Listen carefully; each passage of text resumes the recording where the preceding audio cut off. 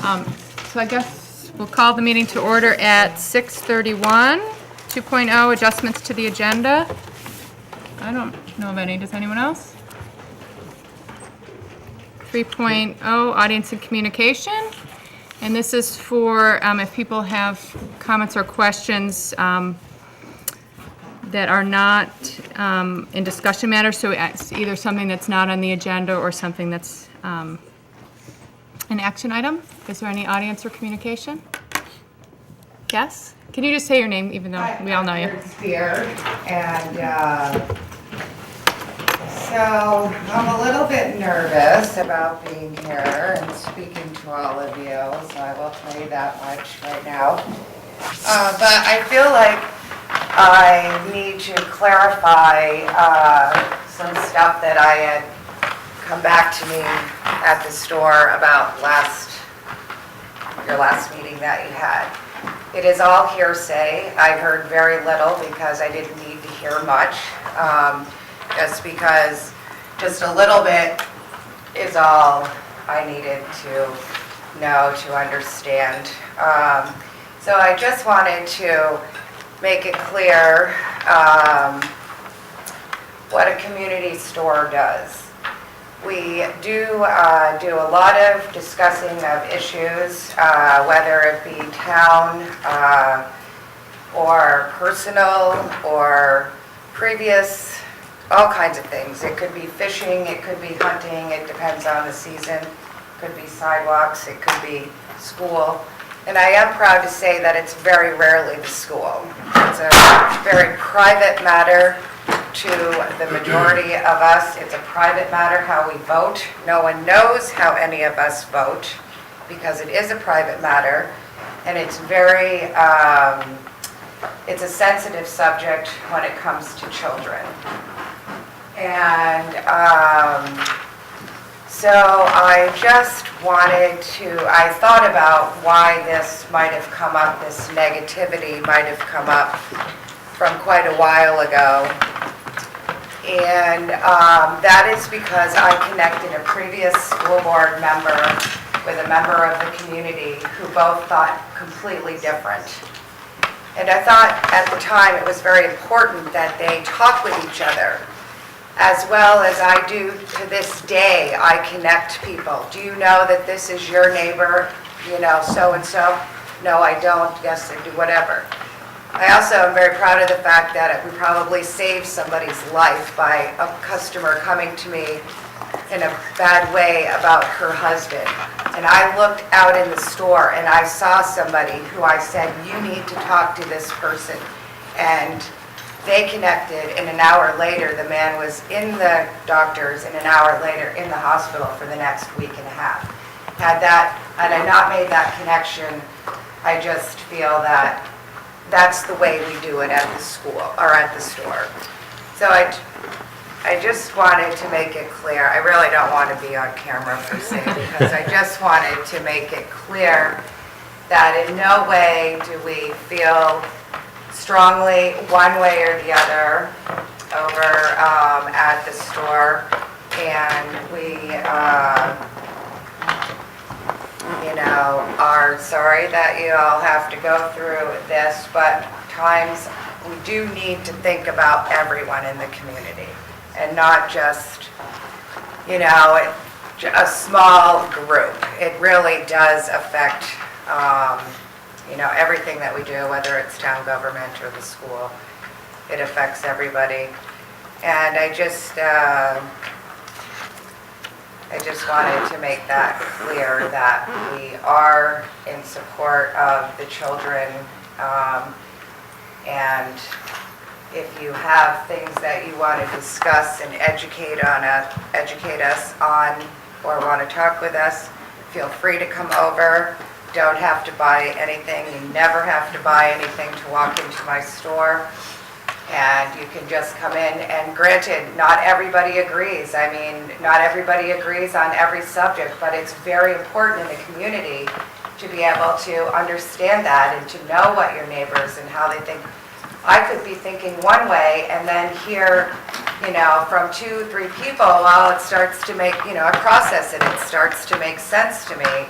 a different way of thinking, and I think that's important for everybody to try to, understand that and get along and try to figure it out without being, without talking bad about people, because I'm not talking bad about anyone, and nobody's talking, it's just not a bad situation by any means. And I do have one question. I had heard, and I do hear a lot of hearsay, and I actually don't come to the school and tell you all the hearsay that I hear. But I do want to ask, is there a $50,000 budget for the Quonset hut or something? Do we have that in our budget? Okay, so this is why I've never said it to anyone. And the other thing that I wanted to make very clear is I really don't influence anybody on how they should vote. People come to me, they go, oh, who should I vote for? I will explain both sides of the situation, and then they will walk away with their own decision. Not, I'm not saying, this is what you should do. So, but I did hear, and I haven't said it to anybody because I was waiting to ask you if there was $50,000 in the budget to take the Quonset hut in half and then do some remodeling? Okay. There's been a lot of proposals about the Quonset hut. Okay, and I knew there There's was. no money. Okay, but I was just gonna say, if there was, well, there's, $50,000 that would alleviate it You want them to take it. and make it easy, so. So, I just wanted to let you know that, we're open for discussion and, would welcome if anybody had anything to say. And I would hope in the future, if anybody has thoughts on how I might vote or have questions for me personally, would just come to me, because I'm going to tell each and every person I talk to the same exact thing. I sit in too hard of a position or too, in a position where I can't be questioning, like, who did I say what to, did I say that to so-and-so? I don't do that. I will tell Kristen, I will tell Dorothy, I will tell anybody the same exact thing, right straight through, and I'm proud of that. Thank you, Carrie. And I meant to open up the tonight's meeting by saying that I hope that we're all being very respectful of people when they're talking. I think there was a bit of interrupting last meeting, and it's hard. I'm still getting used to trying to run the meeting, and I'll try to do a better job in the future, because where people are interrupting, and it's better if we can all be thoughtful when we're listening to each other and thoughtful when we're posing questions and comments. I think that will allow us to make the best decisions possible and avoid hurting people's feelings. If you take that extra minute to think before you make your comment or question, that's probably a good idea for all of us all the time. Right.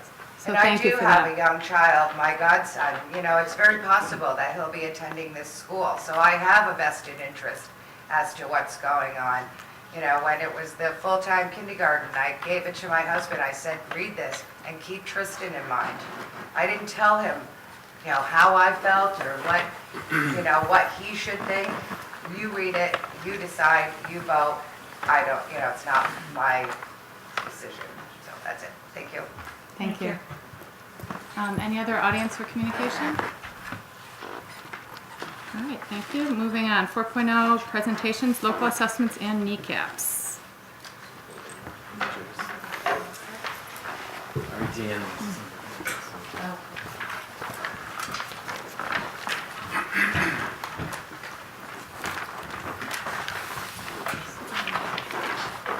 So the lights okay the way they are, or would you like us to turn them off? Fine for me. That's fine. We'll do our backsides. Apologize for the presentation. So good evening. Tonight, Greg and I are going to present the local and state assessment results for CCS. Before we get started, we would just like to acknowledge and thank Sue Hopner, the CCS or the CSSU data manager, who helped us create our graphs. And also, we'd like to thank Shannon Spellman, who is our literacy specialist, and Pam Piper, our math coordinator, who helped us develop our presentation this evening. Before we start looking at the data, Greg and I would just like to share this graphic for you, which explains or how student performance informs a continuous instruction and assessment loop. Our teachers instruct students, then they assess them, and then we actually look at the data and revise our instruction and differentiate. We assess again, and then we go back to the whole loop again. So student performance is based on this continual loop going back and forth. We were instructing, assessing, reviewing data, and assessing again. So tonight we're zooming in on the assessment portion of that cycle. And this triangle is just a graphic to indicate the fact that, remind us of the fact that we shouldn't ever be just looking at one data point. So we tend to give a lot of focus to the state level data. Whoops, that's the wrong button. There we go, sorry about that. The state level data, which in Vermont is the NECAP. But we also want to be looking at classroom assessments, both formative, meaning ongoing assessments that are informing minute-to-minute, day-by-day instructional decisions, and summative, which are more cumulative end-of-unit assessments. And then, of course, something we're looking more at each year is our common CSSU assessments. So an overview of tonight's presentation. Of course, a big chunk of the presentation is on the results of the NECAP assessment. We're going to review the CCS NECAP results and observations and how they compare to CSSU, but mostly the state. Come up with some of the conclusions that we've reached based on that. Give an overview of some of the improvement initiatives going on over the last couple of years and going forward for the next few years. And a beginning of looking at some of the local assessments.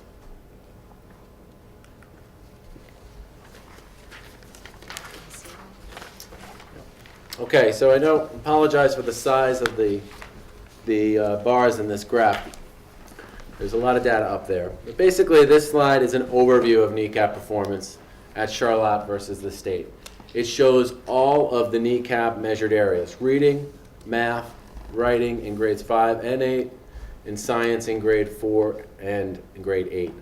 The reading and the math columns are 3 through 8 combined. So it's all the results of the 3rd through 8th graders combined. So as you can see, CCS NECAP performance exceeds the state's in all testing areas. 8th graders perform better than their 5th grade peers in writing, both at the state and CCS level. And we'll talk more about that a little bit later.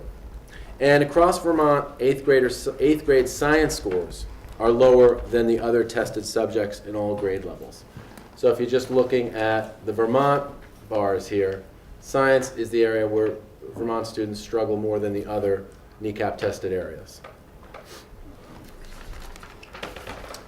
So this slide is an overview of gender performance in all tested areas. These are just Charlotte students, and these are Charlotte students who are proficient or better. So they scored either a 3 or a 4 on NECAP, and this is 3rd through 8th grade combined for reading and math, and the other subjects are broken out by grade. So as you can see, there's little gender disparity in NECAP performance in reading and math. Although 4th grade boys outperform girls in science with 8% more students achieving proficient or above, it's important to note that 8% of a class reflects approximately five students. So the opposite is true with 8% with 8th grade science, with girls outperforming boys slightly. Females excel in writing at all grade level tested, but what jumps off the page here is the concern that the 5th grade boys as compared to girls on the writing NECAP. So this discrepancy has appeared for the last 3 years, with the boy-girl results as follows. Last year, 50% proficient or better boys versus 71 girls, and back one more year, 57% boys proficient versus 90% girls. We see the same pattern in the state level data too. In the 5th grade writing in particular, the girls are outperforming the boys. The gender disparity in 8th grade has decreased significantly as compared to 2011. In 2011, it was 65% proficient level with boys and 91% girls, and you've seen that shrunk Now the difference is only 9 percentage points. We'll bring that to a little bit more light, but that is going to be one of our focus areas. Okay, this slide shows our reading performance in grades 3 to 8 as compared to the state. And again, it's a combination of the average of 3 to 8, grades 3 to 8 together. And overall, the performance of students at CCS on the reading kneecap is consistently strong. 88 to 92% of students are achieving proficiency or better over the last 8 years.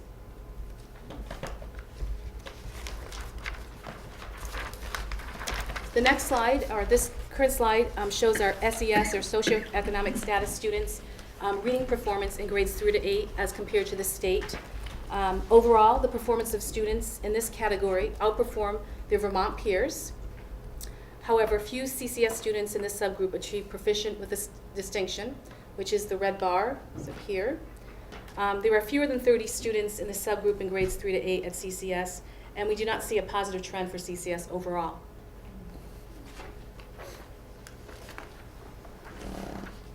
So, this slide reflects students who are on IEPs at Charlotte Central School as compared to students who are on IEPs in Vermont. It also includes students who are in other subgroups. So in other words, a student who is on an IEP may also be in the lower SES subgroup. It's not disaggregated down just to students on IEPs. So overall, the performance of students in this category outperformed Vermont peers, with an exception of 2008 and 2009. There are fewer than 20 students on IEPs in grades 3 through 8. So one of the reasons we can't show the grade level data for students in this subgroup due to the small numbers of students and confidentiality concerns. But obviously this is one of the subgroups that we will continue to focus on. So more about the 5th grade writing. You'll notice this year in 2009, there was a pilot year for new writing prompts, so they did not consider the data valid that year. So we have 7 years of data as opposed to 8. And overall, the performance of CCS students on 5th grade writing kneecaps is strong. You'll notice it's a little bit more difficult to make comparisons over time in writing due to the periodic changes in the prompts, and the scoring has become more rigorous over time. 5th grade writing scores exceed those of the states, with 69% of CCS students proficient or better this 2012 year, as compared to 51% for Vermont. It should be noted that this 69% includes that concerning data around the 5th grade boy performing grade. So we're thinking about, boy, what could that number be if we close that achievement gap between boys and girls there with that writing.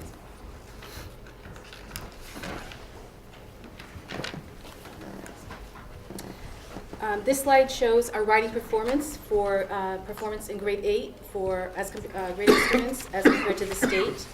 And again, you notice in 2009 we don't have data because that was a pilot year for new writing prompts.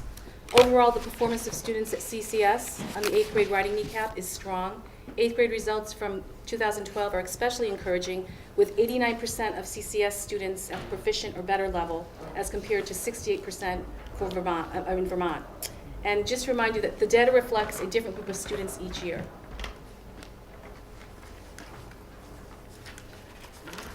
Oops, I think you advanced 2 slides. We're going to move on to math now. This slide shows our math performance in grades 3 to 8 as compared to the state.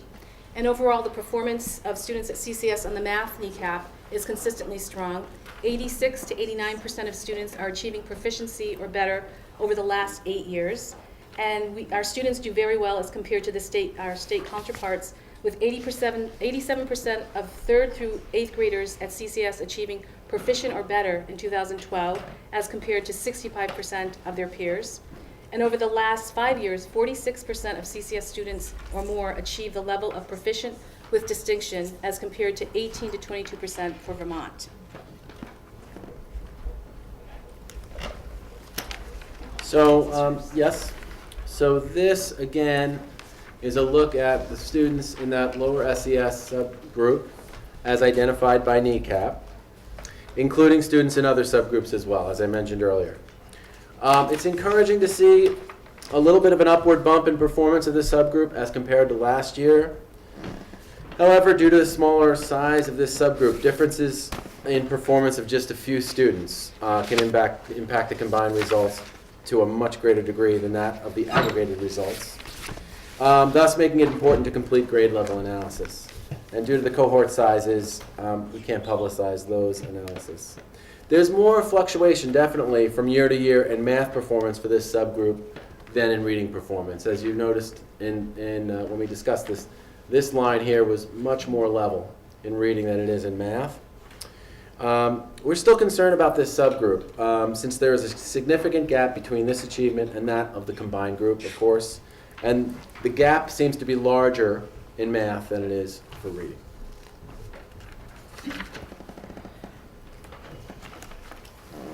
This slide shows our students on IEPs with math performance in grades 3 to 8 as compared to the state.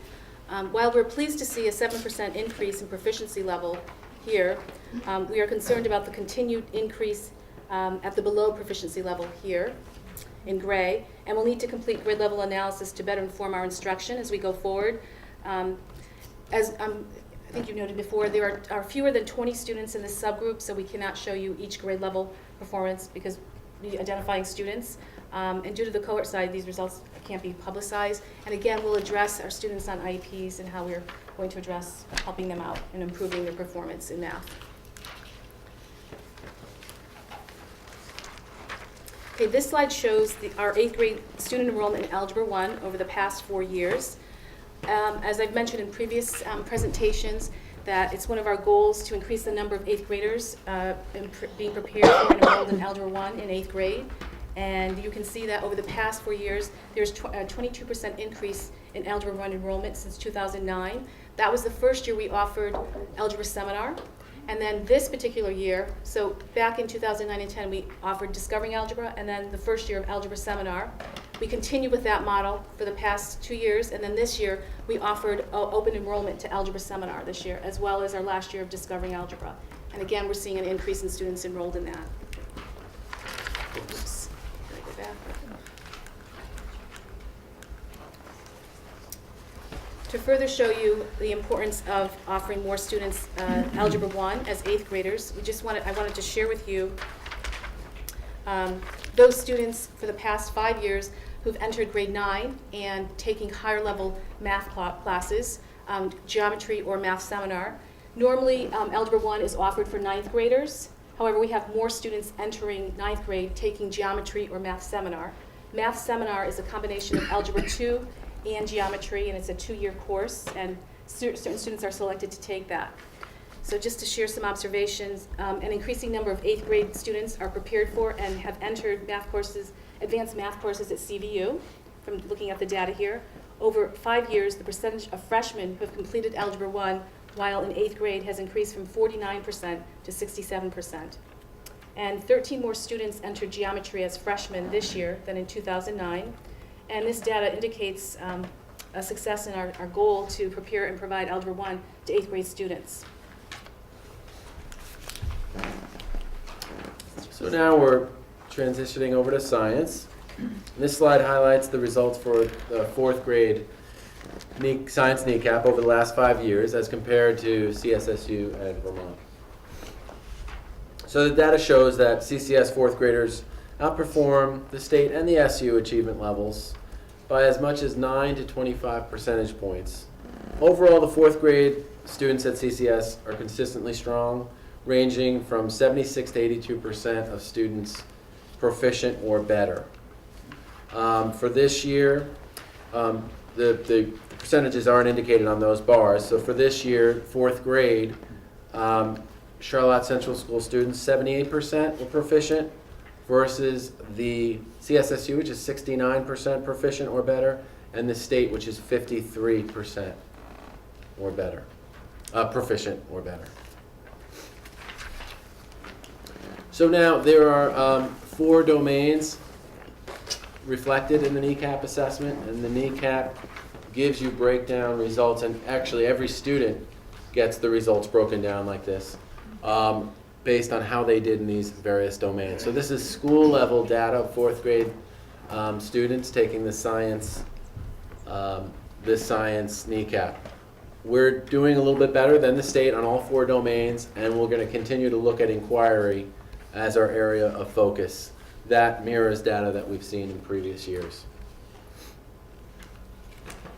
This is just a snapshot of the Vermont school science ranking. So currently, based on kneecap results, Charlotte Central School is ranked, it's ranked 11th in the state for 4th grade science.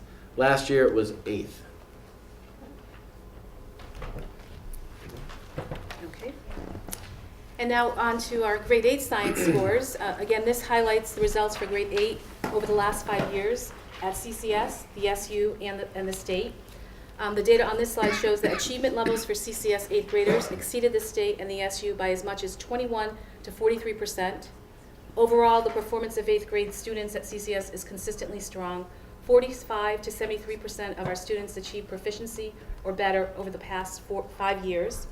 And so just to compare our science scores this year, 73% were at above or proficient as compared to the SU at 52% and the state at 30%. Okay, this looks at our domain results for our 8th grade students, and just to share, this is physical science. There are 4 domains: physical science, earth and space science, life science, and then science inquiry. And this data indicates that CCS 8th graders do well as compared to the state in these areas. However, an area of focus we're going to continue to work on is science inquiry, because that was one of our lower scores for those domains.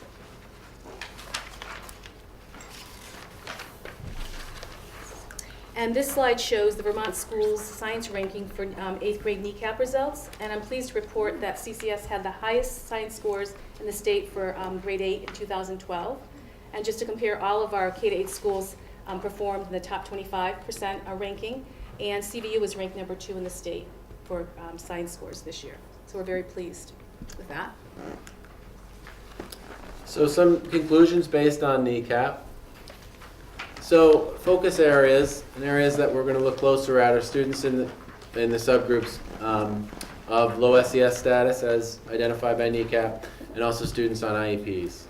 We're also, as I mentioned, going to continue to look at the disparity in writing performance on the 5th grade kneecap, with an increased focus in the elementary grades.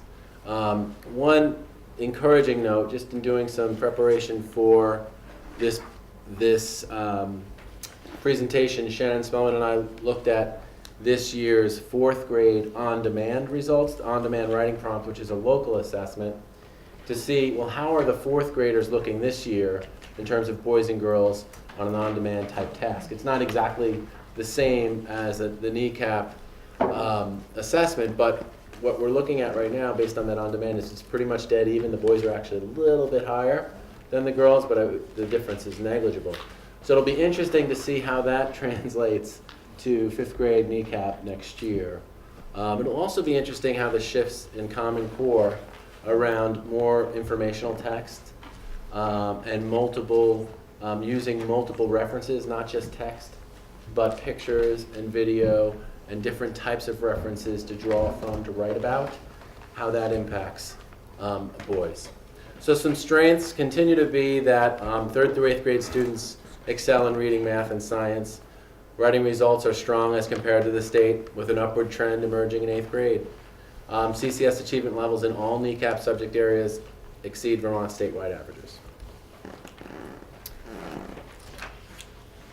Now, as we mentioned earlier, we're going to give you an at-a-glance look at some of the local assessments they're using within the SU.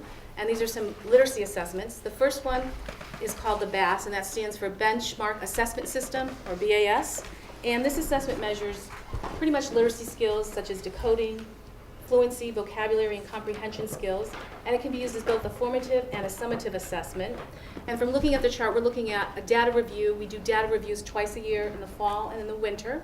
And this is our current 2nd grade class.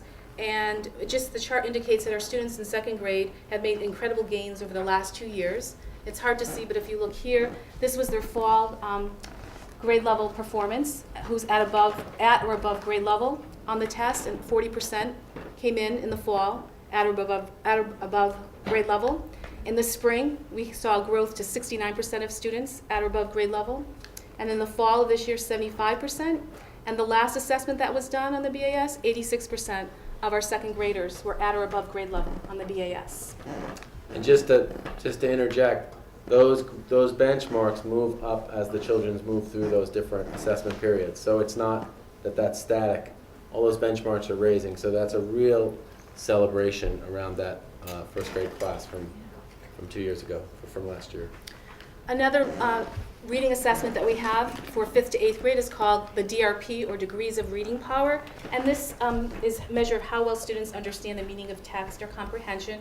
It's administered twice a year. It's actually a multiple choice test, and it kind of looks at vocabulary and background knowledge of students. And just to share, it's hard to see here, but if you can look here, this is the current 8th grade class and their performance in the fall of 2009 when they took their first DRP. 60% of students were at or above grade level. As 6th graders in the fall, 83% of students were at or above grade level on the DRP. And then as 7th graders in 2011, last year in the fall, 80% of our students were at or above grade level. Currently, from the fall DRP, 82% of our students are at grade level. And we again use this data during data reviews in our winter and fall to look at how students are performing. It does impact our response intervention process. It may be that students who were performing well here did not do as well in the fall. What we'll do is we'll have kid talk meetings to see if they need Tier 1 services, or something more extensive where they go on a Tier 2 plan and receive services from our literacy department. So it's just another litmus test besides doing the kneecap of how we're looking how students are doing with reading growth at the middle level. So this is just an example of some local math data. If you remember, a few years back, we implemented fact fluency, universal multi-year check on fact fluency. The general trend is really exciting. This first chart here, we wanted to share the winter data, even though it's not as encouraging as the spring, because we have 3 years of it. We have 3 years of the winter.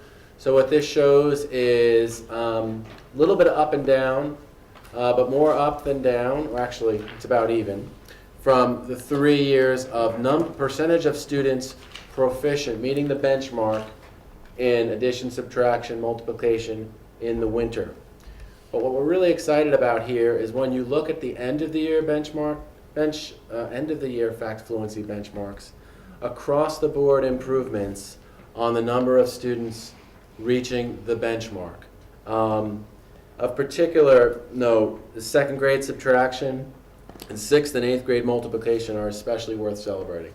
So we just chose the even grades, 2, 4, 6, 2, 4, 6, 8. But if you look at all the grades, the chart was just too busy. The trend continues. It's just really great to see. Again, it's just one measure of one particular skill, back to automaticity. So we're going to transition into here, reviewing a little bit of the improvement initiatives going on. You've heard a lot some of you have heard a lot over the years around RTI. You're going to hear that language shift to something called MTSS, which is multi-tiered systems of support. Multi-tiered systems of support. Essentially, it's the same idea, some different language, and it's a 3-tiered system. It's what you've heard us talking about, that the bottom of that triangle, for 80 to 85% of those students, their needs are met by best first instruction in the classroom delivered by a great teacher delivering great instruction.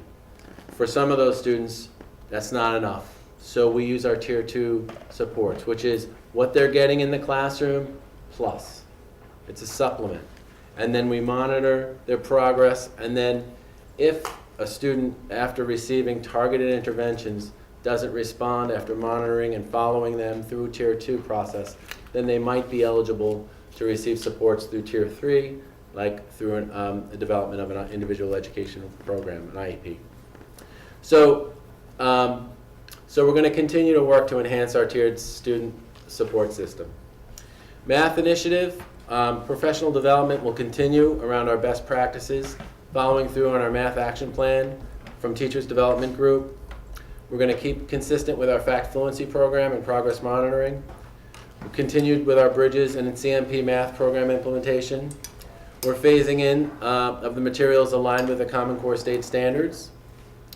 There's going to be an increase in weekly instructional minutes in math in grades 6 through 8th, attempting to add 50 minutes per week in those grades of math instruction.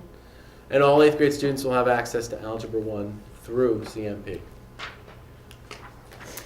Some other initiatives we're working on is we're going to continue to focus on differentiated instruction, working with our consultant Bill Rich to provide teachers skills and increased skills in DI.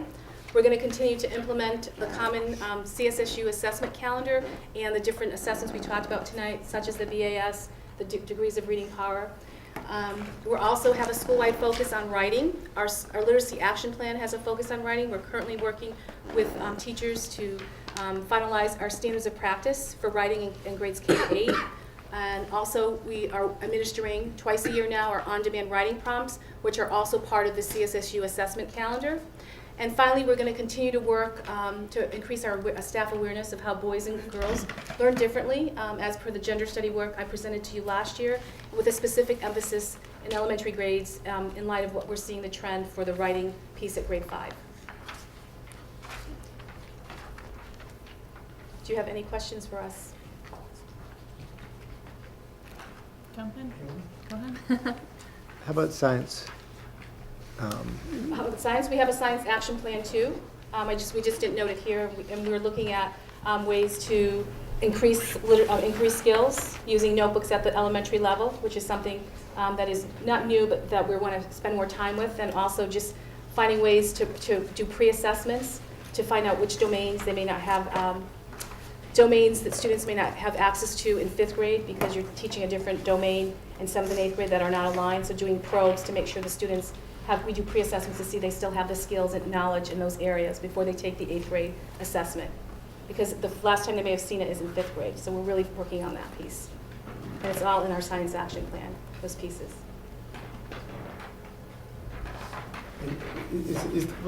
Why is the state performing so poorly in science? I mean, we're not doing that hot either. I mean, we're doing better than the state, but is it, do we share something in common in terms of, does the state have a curriculum that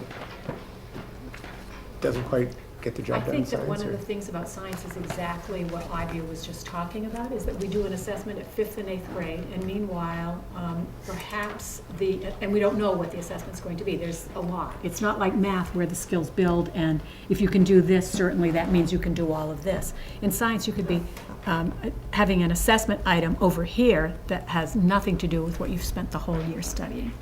And maybe the last time that you saw the chemistry content, let's say, was in 5th grade, and now it's in 8th grade that you're getting the assessment. So what she's talking about is that they will make sure that they do some kind of brush-ups every year, I guess. That's I mean, what we're that's trying what to I do, yeah. understood.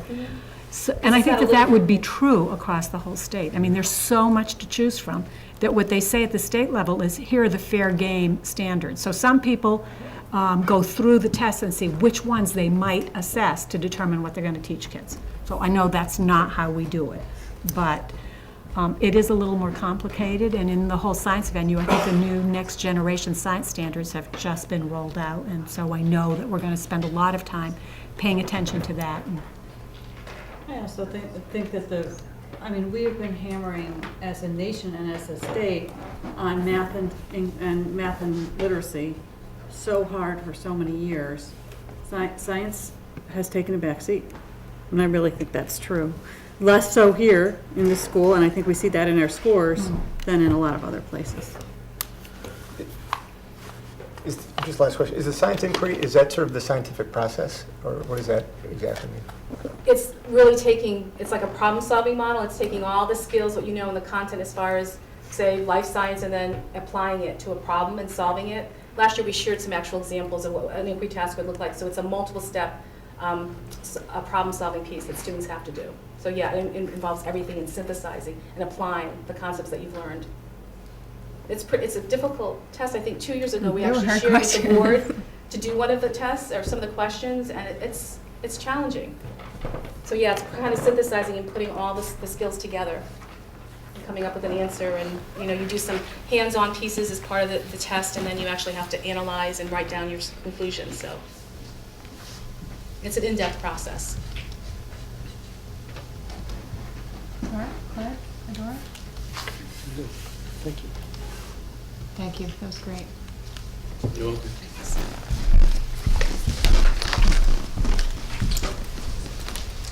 All right. 5.0 reports to the board, 5.1 principals report. So, are there questions from the board about the principal's report?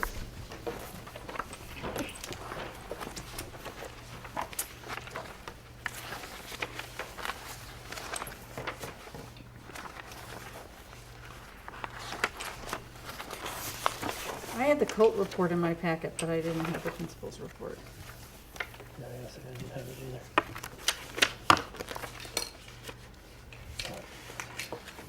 Is that Milt I thought we were second? gonna talk about that later. Oh, so did people not get a chance to see that in advance? I haven't. I'm not sure I was in There's another one. there.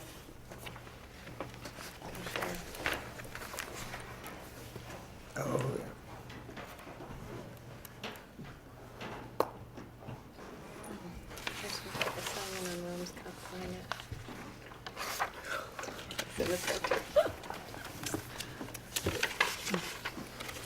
So, would the board like me to, it seems like some of the board hasn't seen this in advance, and it's fairly dense. Right, right. I'm just And that wasn't the covering intention. Am I the only one? Did you see it? No. Yeah, should we have, it would And we make don't sense to have have him enough walk copies? walk us through Yeah, it? maybe you could walk Okay, through it. Do you want this? You see it? okay. Forgive me, I'm gonna probably read some of it, so. That's fine. Okay, thanks. So, some general info and background. This is essentially wanting to give the board some information relative to the 3rd and 4th grade class restructure decision. So, general info and background. Excuse me. So, as an outbranch of the K-8 configuration committee work, an in-depth discussion and multi-year analysis of 3rd and 4th grade structure was completed by the 3rd and 4th grade teachers, facilitated by me, in preparation for the configuration presentation and this year's student placement process. So this discussion took place over the course of several weeks and culminated in a decision to preserve the current multi-age structure for the next 3 years until an expected reduction in one teacher occurred in 2016-17 school year based on projected enrollment patterns. And that's what you saw me present when we presented the K-8 configuration.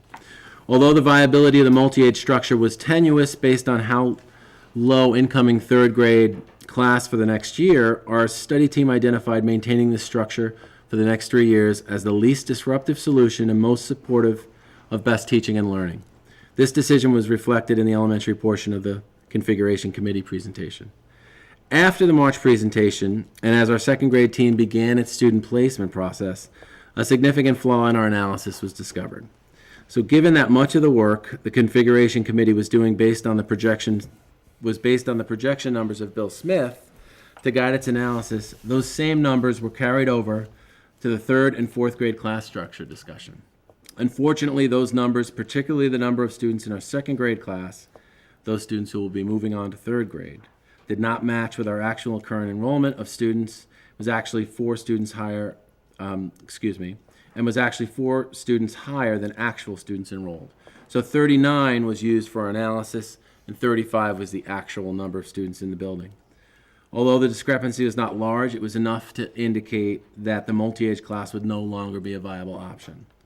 With no additional new students expected for next year's 3rd grade class, it was clear that 35 2nd graders would require just 2 3rd grade classes next year, resulting in class sizes of approximately 17.5. Next year's 4th grade class, which is expected to be just over 50, would then be distributed into 3 classes, resulting in class sizes of approximately 18. I informed the 2nd, 3rd, and 4th grade teacher teams when this discrepancy was discovered right away, and meetings were planned to revisit the option for team structures over the next few years. The discussions and analysis done prior to the configuration report were a critical resource for the teams to draw upon in this second round of analysis. The key pieces to the discussion revolved around the following. The Navigator team, currently third grade, is a two-teacher team, Jen Leach and Cher Feidelberg. The Architects team, currently fourth grade, is a three-teacher team, Ina Jessett, Kathy Lara, and Leslie Thayer. The expected looping pattern would have resulted in the current Navigator students looping to fourth grade, and the Architects team starting a new loop cycle with the incoming third graders. The multi-age would be maintained, and the third graders in the multi-age class would remain as fourth graders next year and be joined by incoming third graders to complete the class. However, given the clear need for only 2 third grade classes and needing 3 fourth grade classes next year, some sort of team restructuring would need to occur. So I was joined by the third and fourth grade teachers, looked closely at the numbers coming up over the next 3 years in third and fourth grade, and analyzed the choices for matching instructional teams to those numbers while maximizing student learning opportunities. Essentially, there were 2 choices. Dismantling one instructional team to create a new one, taking a teacher from Architects team, leaving a 2-teacher team, and adding it to the Navigator team, creating a 3-teacher team. Because of the enrollment patterns over the next 3 years, this change would not just be a 1-year fix, but would be continued over the next 3 years. Or the second choice, have the current teams do a skip step with their looping cycle and have each one of the existing teams teach the same grade again, but then resume a looping pattern again going forward. This is the option that was eventually chosen after much discussion and analysis. There are many facets to the instructional teaming at Charlotte. Things that were considered included proximity of the teacher rooms, opportunities for students to interact, abilities for teachers to collaborate around curricular planning and shared professional development, and the high professional learning demands over the coming years related to best practices in mathematics work and the Common Core state standards. There is agreement at Charlotte Central School that the looping model provides many benefits to students and learning. Looping remains a highly valued model at CCS. We discussed the drawbacks of breaking the looping cycle for the current third graders and tried to balance that with the other factors involved, understanding there would be impact on the current third grade students and families. When taking all the factors together, a decision had to be made that supported what was thought best for professional and student learning over the course of the next few years. Parent communication. I composed a letter to second and third grade parents to explain the change in class structure and inform parents about the placement process. And I attached also, when I sent this out, I'd also attached copies of those letters, so I'm not sure if you received those as well. These letters were sent out on 3 p.m. on Friday, April 5th, and were synchronized with the distribution of the placement letters for the other grades, kindergarten, 4th, and 5th grade. The timing of this letter was intentionally planned and was intended to support students and parents with the processing of this information.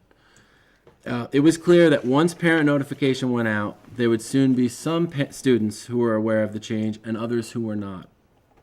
It was important to the team that students not learn this information casually from other students without being prepared for it and without a trusted adult to process it with them.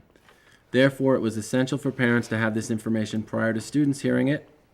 The weekend allowed time for parents to receive the information and have a conversation with their child prior to hearing it from their teacher and Mr. Marino on Monday. The school-based conversation was viewed by the school as essential to help assure the emotional safety and security of the students and allow the opportunity for students to express questions and their concerns to their teacher or to me. So parent reaction. So I have been contacted via email or phone by the parents of 14 students with concerns related to the class structure change. Over the last 5 days, this was actually, when I wrote this was Thursday. So from Monday through Thursday of last week, I had been able to have personal conversations, either face-to-face or over the phone, with all but 2 of those concerned parents. One of those was out of the country, and we were corresponding via email, and the other was a recent contact just before I had written this with an appointment pending. I have that appointment tomorrow. These conversations have been productive and have resulted in many parents having a better understanding of the decision. Some parents from one particular class emailed over the initial weekend and expressed specific concern about the school-based conversation scheduled to take place on the following Monday. Due to these concerns, the conversation with students was delayed in one of the classrooms until I was able to make telephone contact with those particular parents who expressed those concerns. Just some related notes. Although the general expectation exists among parents about looping with a particular teacher, it's important to note that staff assignments are subject to change from year to year. There was language used in last year's placement letter around the fact that loops might not continue. And then implications for future practice. I will be meeting with the teacher teams to go over the concerns brought up by parents and discuss implications for future practice. Areas of focus in this conversation will include, among other things, timing of the analysis and decision, parent communication strategies and opportunities both before and after the decision, and increasing precision with regard to the enrollment numbers. And also another piece that's not in this report, I'm realizing, is the piece around why the conversations around the configuration started when they did and not earlier, because that was a question by some parents. There was some suggestion that you must have known about this all year. And there was an intentional decision around waiting to have these conversations because of the potential fluctuation in those numbers. Thank you. So I apologize for reading that to you, but are there questions? I don't have a question, but I was contacted by a number of parents about this particular decision, none of whom were happy. And I think a lot of the angst was brought on by the way it was communicated. And I know you said in here you're going to look at how this communication, but the 3 o'clock on Friday news dump is, people just think that's cheap. And that's the way it was expressed to me.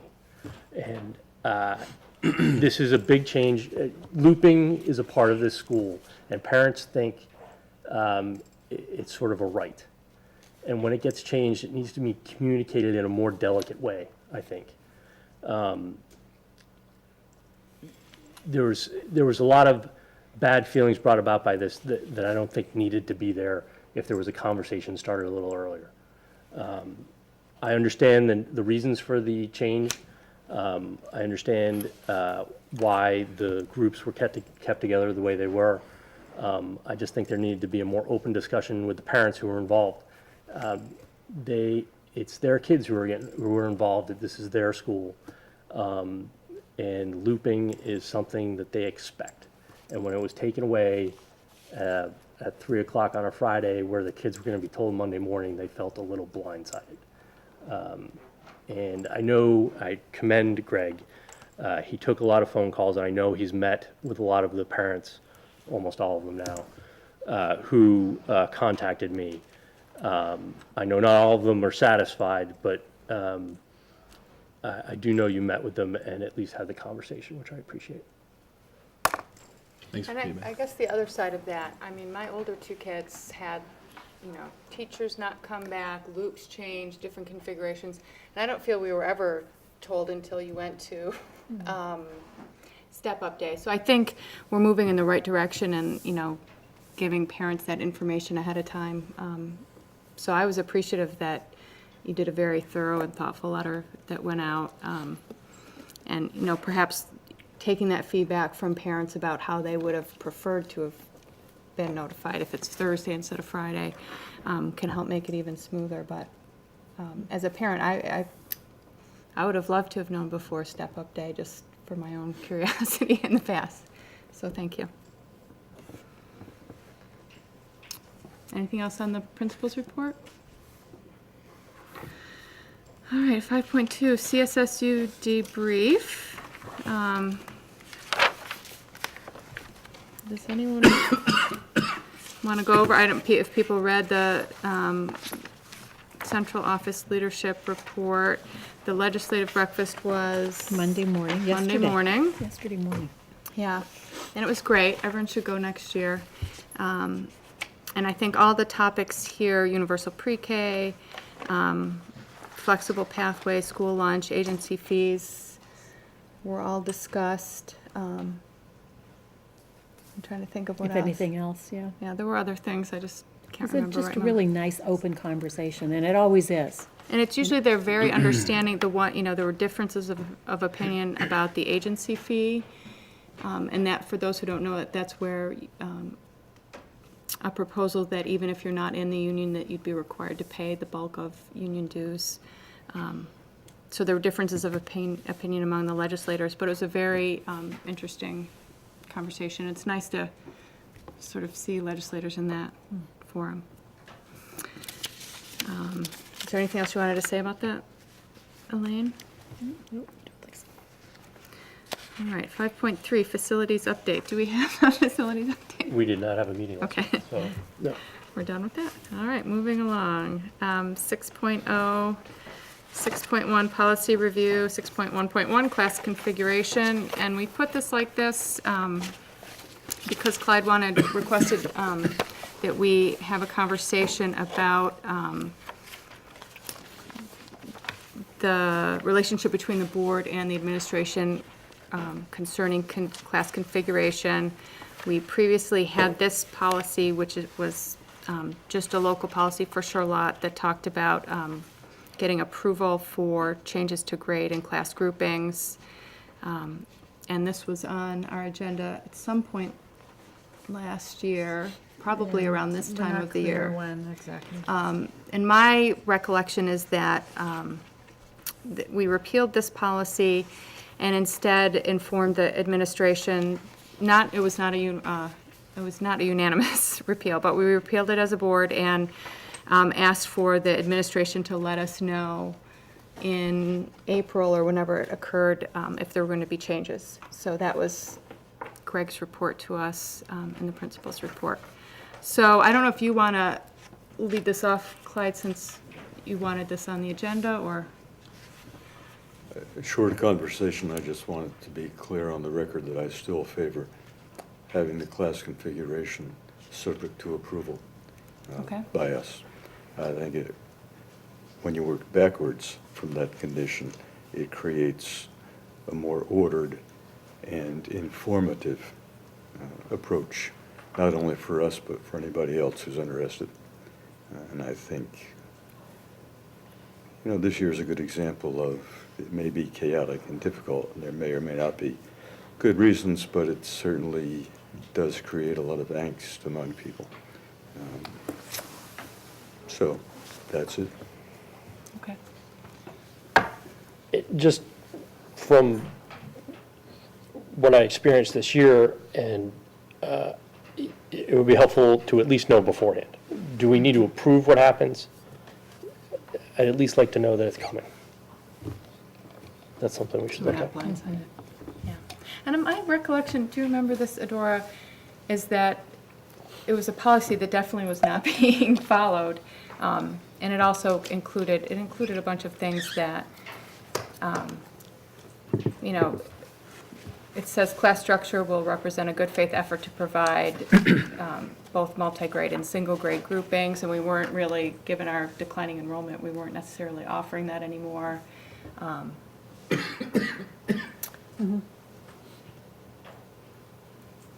So does anyone else have a desire, anyone else have a desire to have a policy that says that we have to approve, or do we just want to give better instruction about when we want to be notified? I think we just, my opinion is that we worked that out last year, and now this is the first year that we would implement that new agreement, and there isn't a lot of clarity about, I'm not sure we're remembering it. I don't think it was fresh, and we didn't put it on our work, we didn't put it on our annual work calendar. And so now it's a little unclear about what we were supposed to do when. I do think we just did it. If my memory is serving me right, which is not, unfortunately, all that reliable, but I thought that where we came out was that rather than approving the configuration, we would at least be informed of it and allow for public discussion.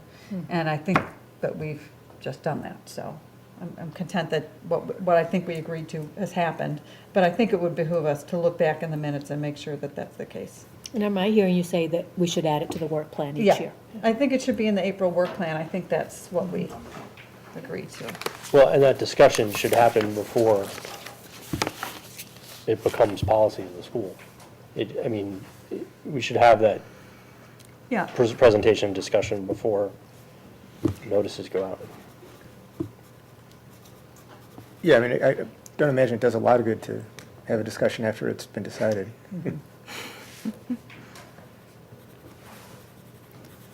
So it could be March. Well, that puts us back in the realm of being decision makers or influencing decision. I don't know. Yeah, and I think the poll, like you get parents who, they want to keep that one teacher, or their child isn't going to get the teacher they're younger, or the older sibling got.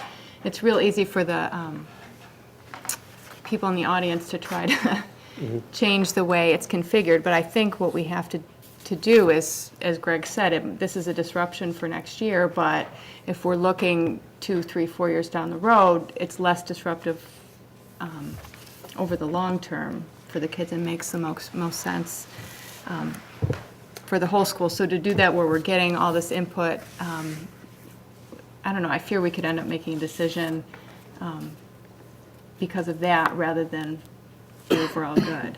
I think the board should be able to make a decision without, on the merits of it without necessarily being swayed by the audience. And I think to some degree, I think most parents get the fact that they're not always going to get their favorite teacher, but they understand the process, and they can see it coming in advance. And even if they don't get, their own self-interest served, they understand, the way it works, and it's not a surprise to them that it's been changed.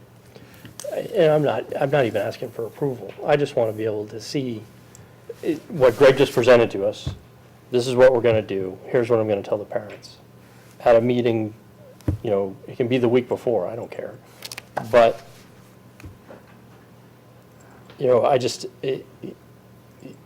people care.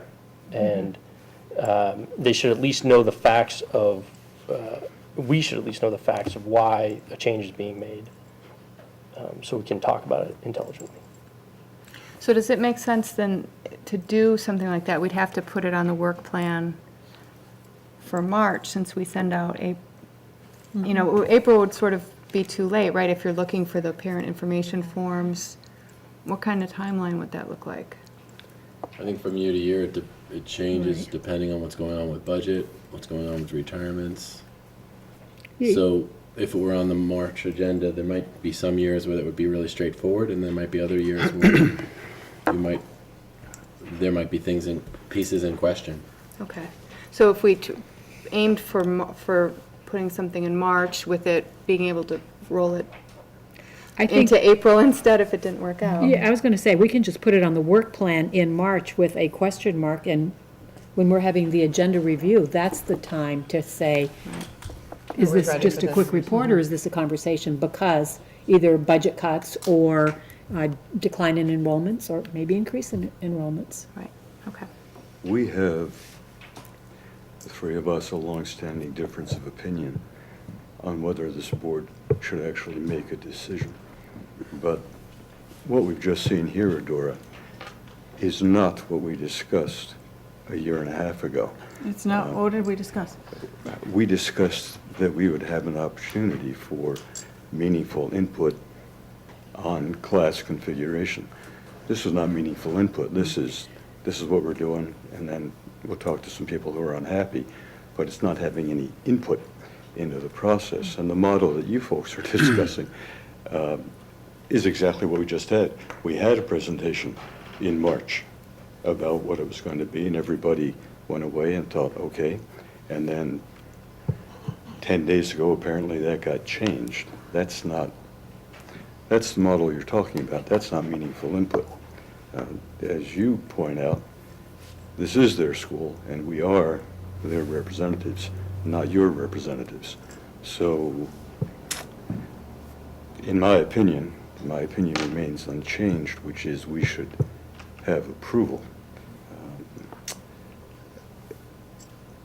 Won't be the same What timeline you're though, saying correct? it doesn't correlate with reality, with what's gone on here, or with what we discussed.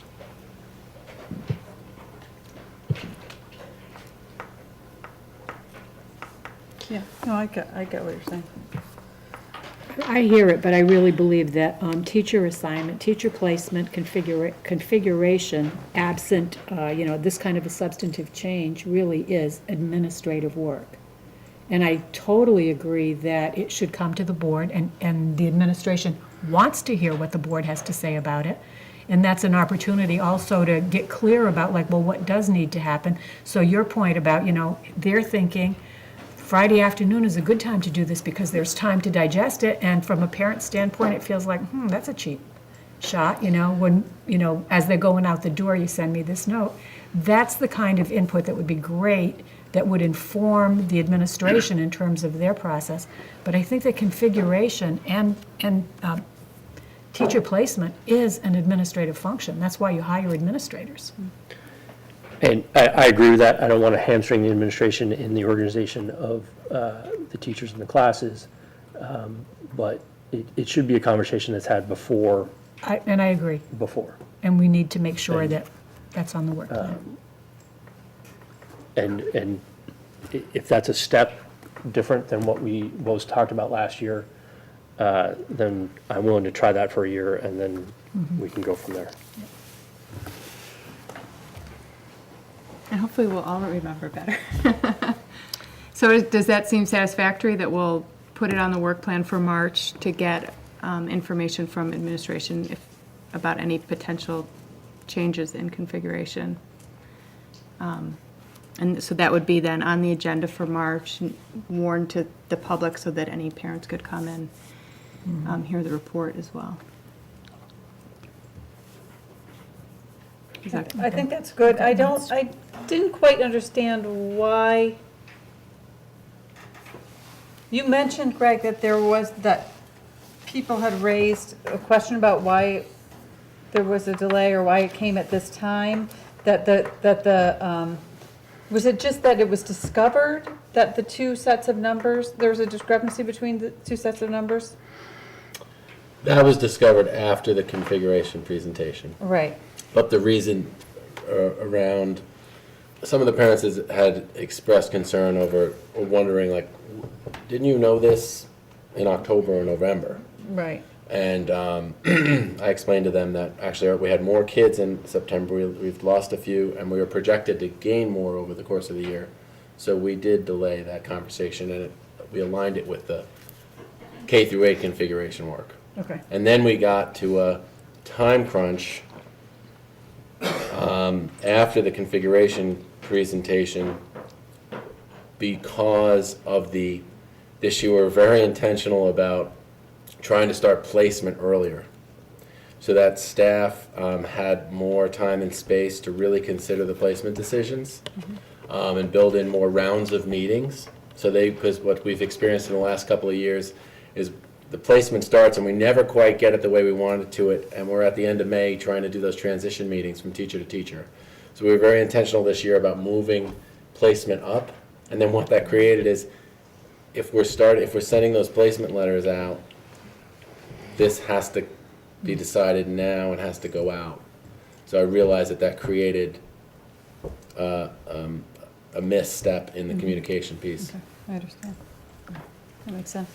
Can I ask, just getting back to that question about the change in the numbers, was that literally like sort of almost like a typo? Like you were looking at a list that somebody gave you of one set of numbers, but weren't actually looking at the list of what you have in your classroom? Correct.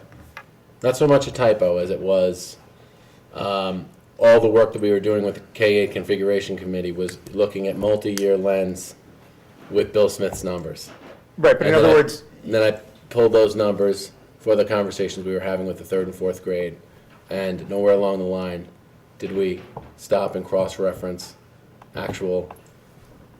take into account that we had lost a couple of kids since the beginning of the year, and that in fact we didn't gain any. So it was a big error. Yeah, I mean, I guess that doesn't give me a lot of confidence in terms of some of the other discussions we've had about, you know, middle school teachers that we're talking about during the budget process. And it might, I don't know if, you know, formalizing that process, having board approval would give another level of scrutiny to the process that might help the result. I don't disagree with that, Eric, but I also know that there's a big difference if you've got 3 single grade classes of 18 and you know in your head, you walk around, I know there are 54 and you just know that. That's different than when you've got 2 fourth grade classes of 22 and 1 3-4 of 21, and how many third graders are there and how many fourth graders are there. And so that's kind of the complexity that comes when you've got multi-age sandwiched in there. And it's not that you might not have had a number, but that number you had at the beginning of the year changed. And maybe those kids that moved out weren't the third graders, they were the fourth graders. I'm making it up, but I just think that it is a little, it's not as straightforward as, geez, didn't you realize you had 3 classes and there are this many kids in each of those classes? I wasn't trying to suggest it was like gross incompetence as Right. much as Yeah, having that, whatever it's a second set of eyes or approval process that brings some order to the. yeah, and I think that that's what we're trying to get to.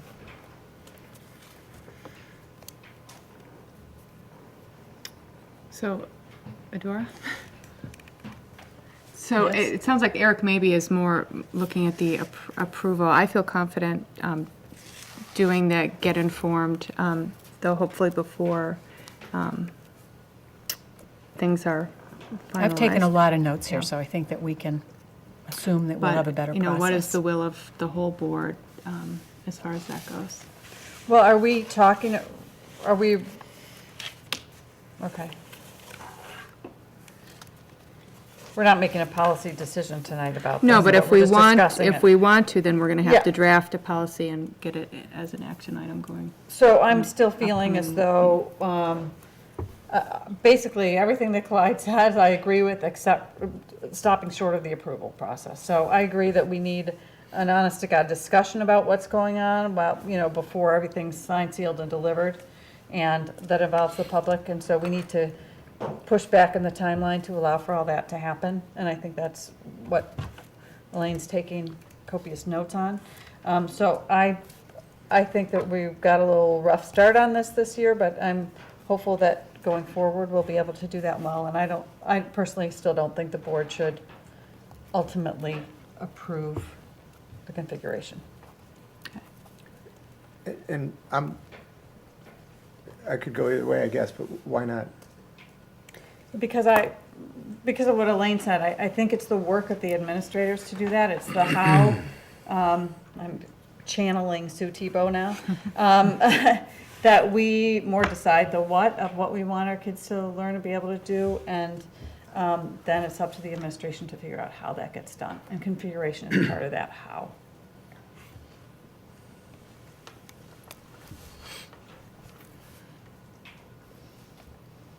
So it has to do with defining the board's role.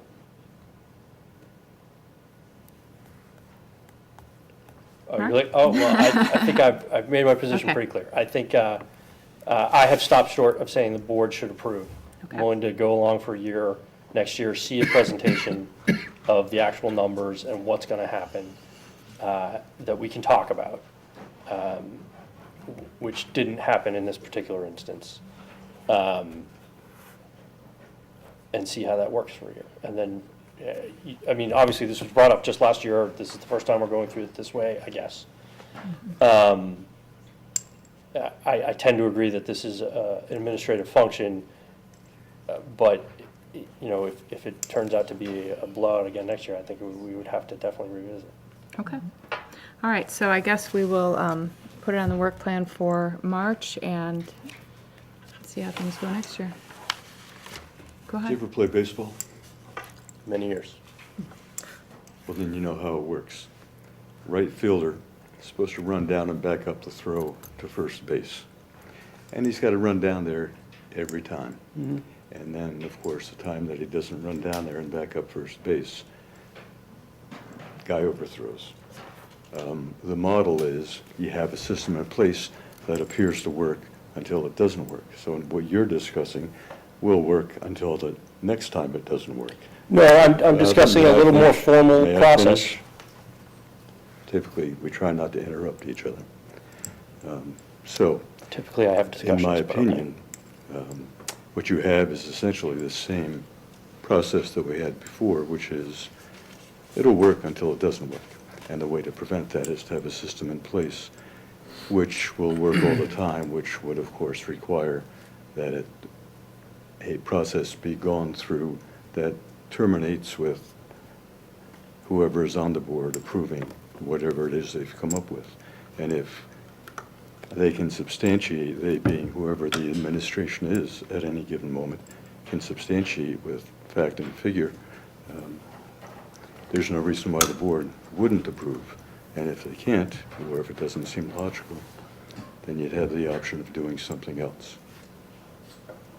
And I agree with you. I'm not saying that there's anything in here that I would have disagreed with this year. I'm just saying personally, and for this board, that whether we have the approval right or not, the presentation should have happened before the notices went out. And what was presented should have been what happened. And that's what I'm concerned with.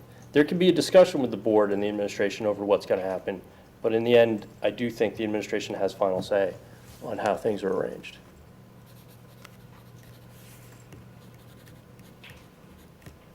Okay. I think we're done with 6.1. 6.2, Communications Board Corner. Is there a desire to do one? The deadline is probably the Monday. Is that right, Rowan? Monday, the 22nd at 10 a.m. usually? Didn't it just come out? Yeah, Yeah. so Monday. I don't know if people want to, So Monday, the 22nd for when, what's the publication date then? the 25th. So it's Thursday. So I don't know if people want to have an idea for a topic, or if, for a while we were doing it once a month, and then, but I think the news is pretty open to having it. I know for this upcoming one, Brett indicated we could submit another one. Any board desire to have a board corner, or should we let it ride? This is indifference, I guess. Okay, well, if anyone comes up with something between, in the next few days, maybe we can send something around and, I feel mixed about it. On the one hand, I think it might be good to have something there to kind of keep people alert to the vote and the budget issues and stuff, but I don't know that we have anything new to say about it. So, well, maybe we can all think about it and just send a group email if okay. someone wants to do one, and then we can, send it around for people to look at. Okay. Okay. 6.3, budget. I don't even know what this is, or I guess maybe we're doing planning for the hearing on the 29th. So we'll have a hearing on the 29th. And we're going to have to figure out how to Skype Eric into that meeting. Someone else will have to figure out how to do that. Well, Bob Mason will be here with you, and he's an expert at that. Okay, so Bob will get Eric Skyped in, and you can let us know, Eric, if it should be your cell number or some other, I don't know. We'll work it out with you and Bob Sure. ahead of time. It's here, same, our regular format, okay. Well, it's in the It's a multi-purpose. NPR. Why? It can be here. I mean, we're not, I don't think 100 people are gonna come. Right. It's sworn for that. We could put, if we wanted to have it here, though, I suppose you could put up a sign that says, "Come down to the library." Do people want it in here I like instead? this- I prefer the setting, but Yeah. Does I anyone don't else know have an how many opinion? people are gonna come. I don't know, but. Clyde? I think it just comes down to how many people you expect to show up. Typically, It's pretty small. that's not a lot. All right, well, maybe we'll move it to here and we'll put up signs at the NPR, and we'll make sure we start a few minutes after the appointed hour, just in case anyone is down in the NPR. Okay. And so how are people, when Lynn did the initial budget hearing, and at many meetings before that, she did the very informative slideshow. I don't know how people are thinking, should I revise this slideshow so that it takes into account our new numbers and go through the whole thing again? I think as Clyde alluded, we're probably gonna have the same people here who were here for the first one. I don't know if we'll have a much bigger audience of people who've not yet seen the information, but it's easy enough for me to just add to Lynn's slides and go through it. But what are people thinking would be the best way to present? Well, I mean, the visual is always helpful, I think. Okay. But is it easily cut down? I mean, that was for the entire budget. There was a lot of stuff in there that maybe we don't need to go through again. There's the piece that you already have a budget, right? I mean, this is to present. Just the new part. The new part of the budget. I would focus on that. This is what this new part of the budget represents. Depending on what the board is thinking, I mean, somebody might ask you, if this doesn't pass, what does that mean? They need to know what's in there, I would think.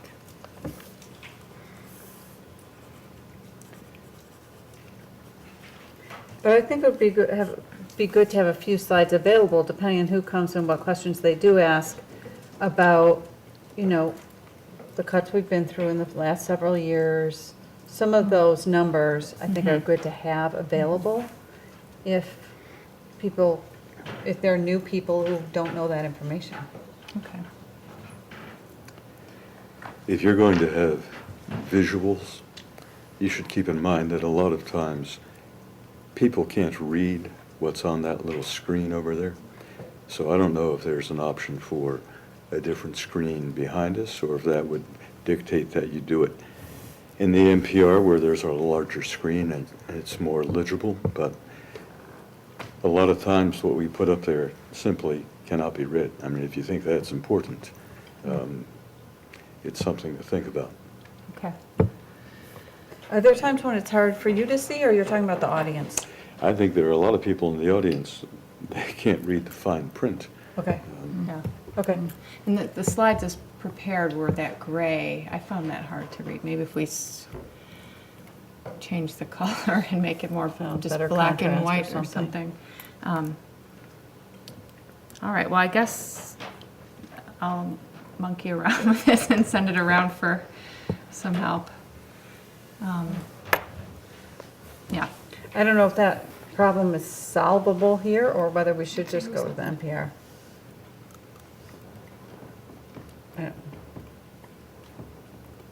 I mean, there are two parts here, right? There's that size screen, and there's the part that the screen is there instead of here, Yeah. when you've got an audience there. I mean, And we'll that's- have cameras here. Are cameras at the public hearing? That's a choice that you make. They are typically? Oh, they haven't been. Okay, so I was thinking also the camera. Yeah, we makes could it change the hard orientation of the room. Have people head on to the screen Right, instead that would of- make that would make a difference. Yeah. to- Yeah. All right, let's think about how to, And then get it as big as you can. okay. You might just come in and try it out. See how large you can get. Okay, so I'll get working on this right away, as I'm going to be out of town during the school break, so that everyone can help me come up with a good, sequence, and let me know what we should add or delete. Okay, 7.0, action matters. 7.1, adopt local K-8 calendar for 2013-14.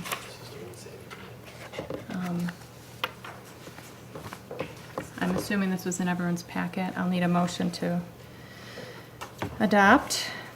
So moved? A second? Second. Is there any discussion? There's a question. What is the,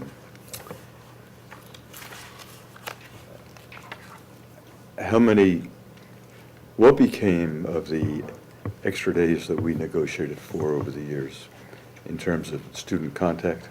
What do we use those for now? 2 of them are used for parent conferences, and two of them are used for professional development. And that is in lieu of 8 half-days that were in the calendar. That was a decision that the boards made a couple of years ago. For the record, those are hard-earned days, and they came at a cost, and I think we use them unwisely, so I'm going to vote against this. But And for Mark and Eric, we have a 180-day teacher contract, and it used to be, as you may remember, that we had a lot of half-days during the school year, and since last think year this or is the year before, Year before. instead of having the half-days, we have the full days off, and it ends up being 176 student days instead of 180. The state requires 175. So just so you know, that's sort of the history.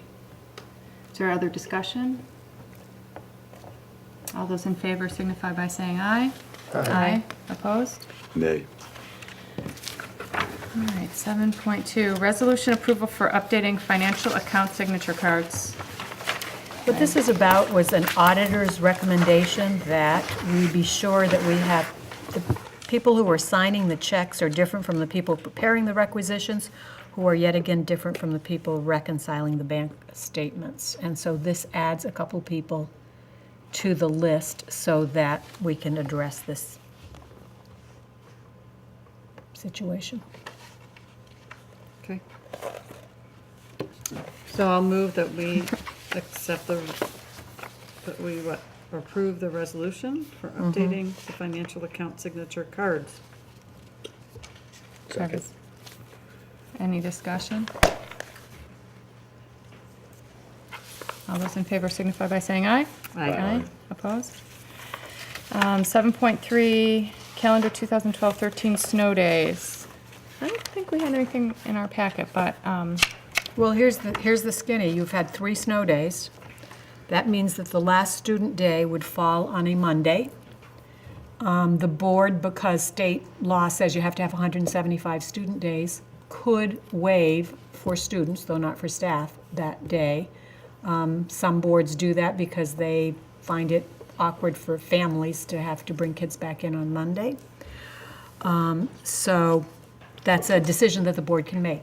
But for teachers, that would then become a professional development day. If we were to have another weather day, you wouldn't be able to waive that one. So you might be back at the table considering whether you want to bring kids back for 1 day or 2 at that point. But as of right now, absent another weather day, the last day of school would be a Monday. and do For we, students. and if we end on the Monday or the Friday, graduation then would probably be on Either way. Thursday? Thursday, the 13th. Thursday the 13th. A Is lot that- of parents want to know that that a information. done A lot of deal? grandparents No, want that Thursday, information. 13th.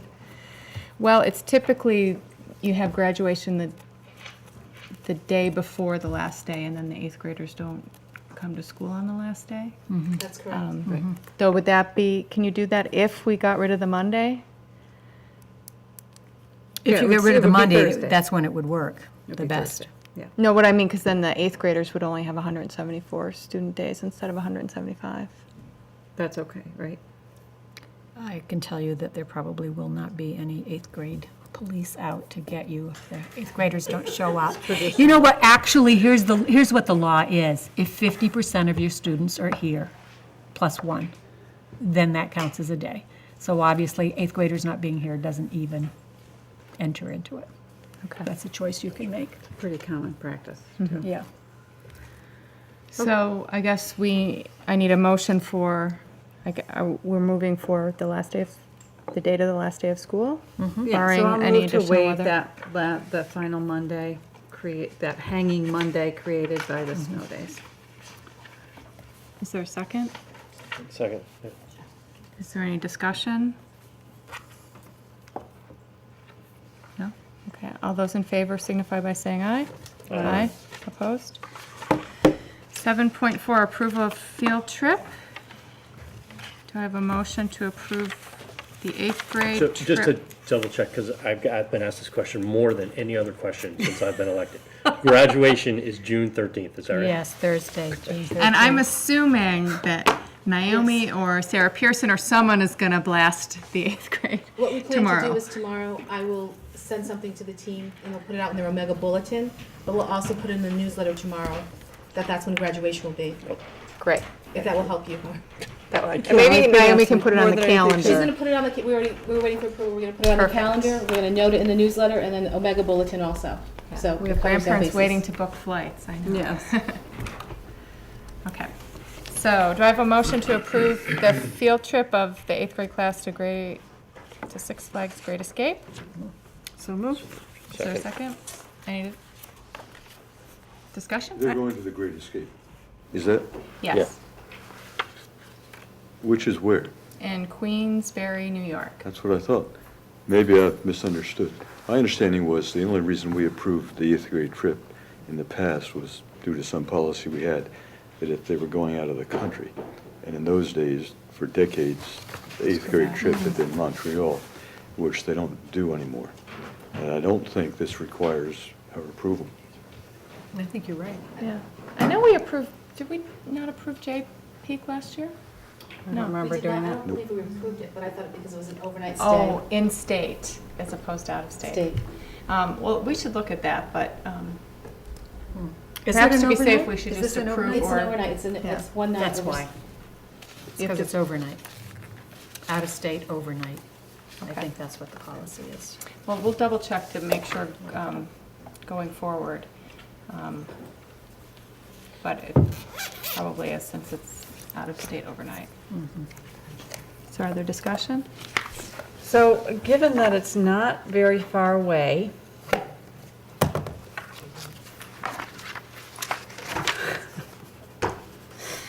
gonna have my head handed to me on the platter, I just know. But there are hazards to overnight field trips, and I've experienced some of those hazards. And sometimes you can't take a trip unless it's overnight, given distances. Since this is not a great distance, I question the overnight component, given what hazards can occur. That's my feeling about it. And I can hear the crowds roar with this question, but. It's a legitimate question. Do you want some information about the history of the overnight from Audrey? I can share that with you. Sure, Sure. It's So the typically trip- been more than one night usually. Correct. So when the students, the 8th grade trip, the tradition had been they were going to Quebec, Canada, and they would go 2 nights, and so it was a 3-day trip. We received feedback because the cost of the trip was becoming pretty intensive, over $500 for a trip. And my first year here in the spring, we actually sent a survey out to parents, incoming 7th grade parents and students, to see if they wanted to change, because the trip used to be tied to the curriculum, and now it wasn't anymore. And so it was a feeling we wanted to do something different. Based on the feedback from parents and students, the feeling was, can we do something that was not as expensive? And students wanted to have some choice rather than it being told they were going to Quebec. So based on that, we set a limit of about $200 for the trip, and rather than doing 2 nights, because in order to go to Quebec you needed to stay for 2 nights, we said 1 overnight. So based on that, last year the students chose their trip, and we decided to do 1 night versus 2. So they originally wanted 2 nights, and we said, based on where you're going, we wanted to do 1 night. We thought that was appropriate. So it's their big finale for 8th grade, and so that's why we've gone from 2 to 1 night, and believe it's appropriate for where they're going and the activities they're planning to do during that trip. So my question is, I understand the rationale.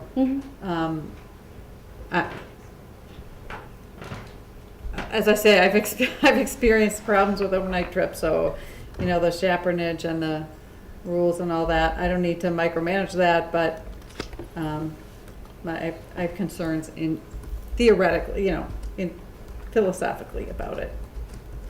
So, that's all I need to say. Are there discussion or questions? All those in favor signify by saying aye. Aye. Opposed? 7.5, Personnel 7.5.1, Job share proposal. Do I have a motion to approve the job share proposal from Nancy Wood? So moved. Second? Second. Any discussion or questions?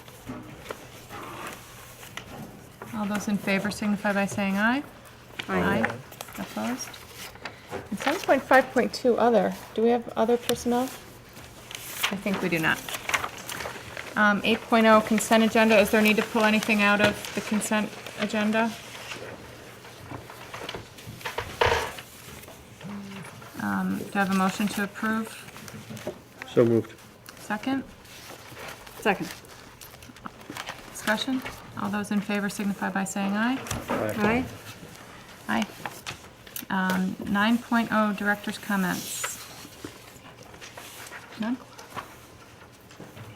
Okay, Eric, do you have any? Mark? Hold on a second, I do have one. What is it? Oh, yeah, I kind of already said it informally before the meeting, but I'll say on the record that I appreciated the, not only did I appreciate the gender study work when it occurred, but I appreciate the implementation of the results of the gender study and the willingness of the school to deal with the press, and then the nice article, and it's just, the whole thing is a nice piece of work beginning to end. I echo that. I was out of town for the weekend and almost didn't read the paper, and I was very glad that I opened that Nice up. spread. It was very nice, and thank you. All right, 7.0, policy committee tomorrow morning is actually canceled. And the new board orientation tomorrow is at 5:30 as opposed to 5 as on this agenda. The next CSSU board meeting is May 8th at 5 o'clock, and our next regular meeting is May 21st at 6:30. Not included in here is our hearing on the 29th and voting on the 30th. And I believe, Sandy, the 29th is at 6:30 instead of 7, is that right? It was warned for 6:30? Right. Okay, so the 29th at 6:30, and then on the 30th, 7 to 7 is voting. Motion to adjourn? Second? Thank you. You're a little John Hancock.